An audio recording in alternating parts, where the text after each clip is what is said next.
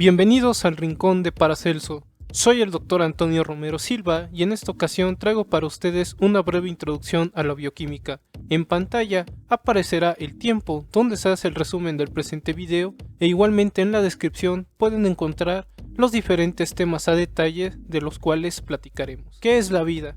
Una de las preguntas antes de poder entrar a la bioquímica es saber qué es la vida. Si bien tiene una definición, primero veamos cuáles son organismos que nosotros decimos que tienen vida, como pueden ser las bacterias o los protozoarios, que realmente son bastante pequeños, pero también tenemos organismos o seres vivos como los hongos o como pueden ser diferentes flores y plantas, al igual que aves o animales, los cuales decimos que tienen vida. Aunque a veces esta definición de la vida puede ser un poco complicada, ya que por ejemplo los virus, dependiendo de la definición, podemos decir que están vivos o que no están vivos. Entonces es necesario saber qué características hacen que algo tenga vida o que uno diga que no tienen vida. Esto es importante ya que por ejemplo seres, aunque sean de fantasía, como vienen siendo los vampiros, uno podría preguntarse si están vivos o no, ya que tienen ciertas características que vemos en un ser vivo, pero a la vez carecen de otras, como puede ser el vampiro Alucard. Igualmente, cuando nosotros encontramos a los androides, que parte de ellos es robótica, entonces tendríamos las dudas de si son completamente vivos o no, o en el caso, por ejemplo, de autómatas, en el caso de la inteligencia artificial, también existiría la duda si pueden tener vida, ya que si un autómata, por ejemplo, como en el hombre bicentenario, pudiera reproducirse, pudiera envejecer e incluso morir, nosotros diríamos que está vivo o que no está vivo. Entonces necesitamos nuevamente decir estas características, estas propiedades para encontrar si algo está vivo o no está vivo. Entonces, al entrar en la bioquímica podemos encontrar dos partes: la parte de vida, que sería la parte de bio, y la parte final, que sería con química.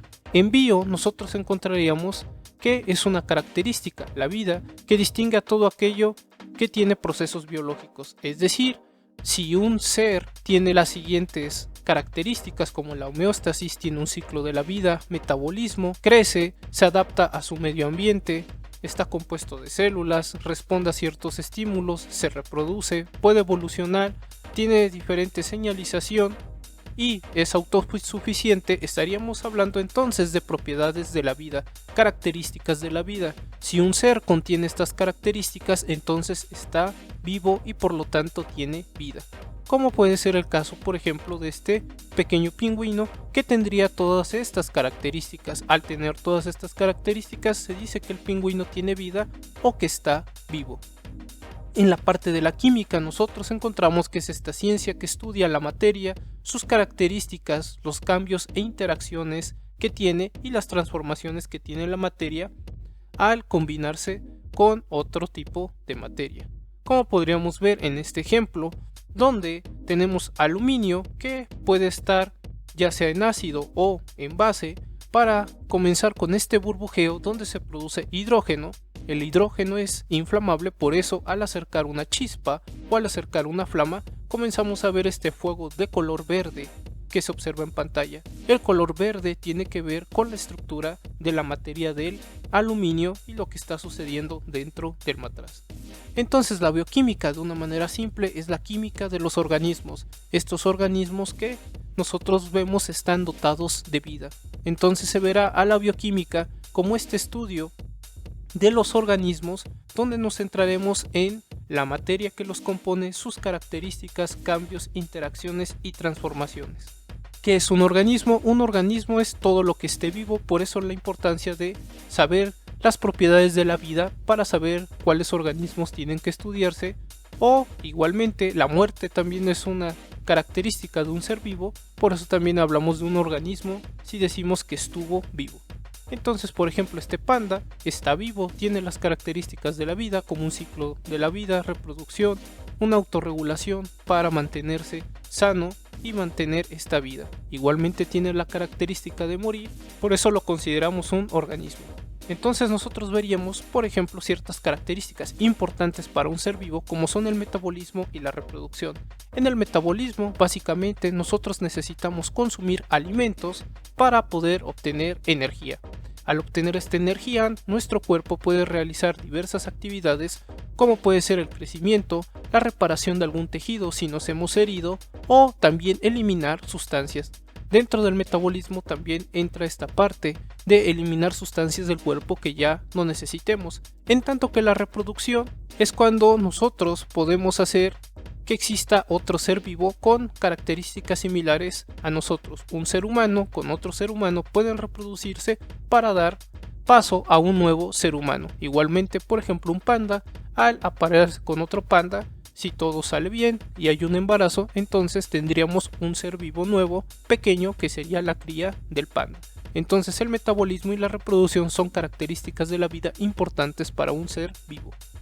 Entonces, al hablar del metabolismo, lo relacionamos frecuentemente con nuestros estómagos, ya que en el estómago es donde comienza el proceso para aprovechar los nutrientes que nosotros vamos a necesitar en nuestros cuerpos para mantener nuestra vida y así dar paso al metabolismo. Y en la reproducción nosotros vemos esta parte de que se conserve nuestra especie, de que siga habiendo nuevos organismos de nuestra especie, ya sean crías o en el caso de los seres humanos, bebés. Una pregunta muy frecuente es saber si los virus están vivos. Los virus son partículas muy pequeñas y pueden reproducirse de hecho en ambientes sostenibles, pero no ingieren alimentos los virus, no crecen los virus, ni tienen procesos metabólicos. Entonces, de manera general, así podríamos ver a un virus, entonces carece de ciertas características, de ciertas propiedades de la vida, por lo cual es un tanto complicado en algunas situaciones definir si el virus se puede considerar como un organismo o no, si tiene vida o no. Entonces, son organismos vivos o materiales químicos los virus. O dicho de otra manera, ¿están vivos o no? Si nosotros queremos considerar a los virus como un ser vivo, nosotros debemos hacer un poco más amplia la definición y considerarlo en el siguiente margen con la siguiente definición, que va a ser un organismo siempre y cuando lleve un orden fuera del desorden, con el costo de energía y tiene la capacidad de preservar mutaciones. Es decir, una mutación es una variación accidental en el código genético que puede ocurrir en este proceso donde nosotros vamos a tener un orden desde un desorden. ¿Qué quiere decir esto de manera más simple? Los virus tienen cierta estructura y esta estructura está ordenada. Para que exista este orden en su estructura, tuvo que haber un coste de energía. Al haber un coste de energía, entonces hay orden fuera del desorden. A esto se refiere esta parte. La parte de las mutaciones va más de la mano en la información genética que tenga el virus. Como el virus tiene información genética, esta puede sufrir mutaciones, es decir, cambios en esta información genética sería esta variación accidental, y de esta manera nosotros podríamos decir que los virus están vivos al hacer un poco más amplia la definición para un organismo. Antes de continuar, para hablar de la célula hay que recordar un poco la definición de un reactor. Un reactor es un contenedor cuyo contenido está combinándose, donde hay intercambio y flujo de sustancias, cierta concentración e interacciones con la superficie. ¿Por qué esto es importante? Porque nuestra célula la podemos considerar como un reactor bioquímico. Los organismos vivos pueden estar hechos de uno o varias células, entonces hablaríamos de que nosotros poseemos varios reactores, un espacio delimitado donde hay un intercambio de flujo de sustancias como pueden ser carbohidratos, lípidos o proteínas, donde están cambiando las concentraciones de estas sustancias y que estas interaccionan ya sea dentro de la célula o fuera de la célula. Entonces la célula, de una manera muy sencilla, sería un reactor bioquímico. Cada célula va a tener una función bioquímica, entonces tiene cierta especialización donde va a tener ciertas funciones o ciertas actividades para el mantenimiento de la vida, y son sumamente complejas. Cuando nosotros tenemos en una célula una reacción, se dice que está in vivo. In vivo es una manera de decir que está dentro de un organismo vivo. En cambio, cuando nosotros decimos in vitro, que viene del latín y significa en vidrio, es que nosotros hacemos reacciones fuera de las células. ¿Por qué esto es importante? Porque muchas reacciones que se hacen in vivo dentro de un organismo vivo las podemos hacer in vitro. Sin embargo, debido a que in vitro es más sencillo el ambiente, por ponerlo de una manera simple, es que hay que tener cuidado con los resultados que uno obtiene de hacer reacciones in vitro, ya que no se tienen todas las características que encontraríamos in vivo. Como podemos ver aquí los glóbulos rojos de la sangre, nosotros encontraríamos ciertas similitudes en reacciones en combinaciones de sustancia si nosotros hacemos algún experimento que involucre a la sangre tomada de una muestra o que ha sido inyectada en un ser vivo. Entre las sustancias importantes que tenemos en la bioquímica encontraríamos a las proteínas, donde tenemos el ejemplo de las enzimas. Las enzimas realizan distintas funciones como sintetizar, es decir, crear ciertas sustancias o cambiar la estructura de ciertas sustancias, por ejemplo. Entonces las proteínas van a ser de suma importancia en la bioquímica y en las células. En la parte de los lípidos, o de una manera más sencilla de las grasas, podemos encontrar a las hormonas, las cuales gobiernan muchos de los procesos, ya sea de la reproducción o de la maduración sexual, como pueden ser la testosterona y el estrógeno. La información genética, la información de cada uno de los organismos que los define, los podemos encontrar en los ácidos nucleicos, específicamente en el ADN, y también es de importancia el ARN. La parte de los carbohidratos, que son una fuente de energía, son importantes ya que mantienen a los seres vivos al dotarlos de esta energía que necesitan para sus diversos procesos metabólicos, como vimos el crecimiento o la depuración de sustancias.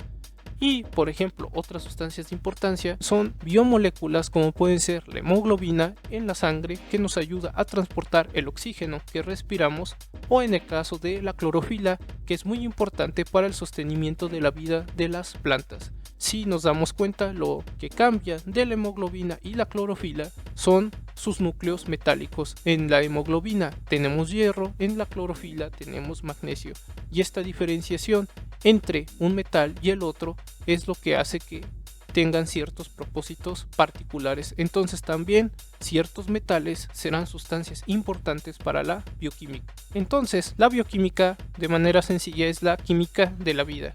Estudia los organismos vivos desde la perspectiva de la interacción de las sustancias que se involucran y dan paso a la vida.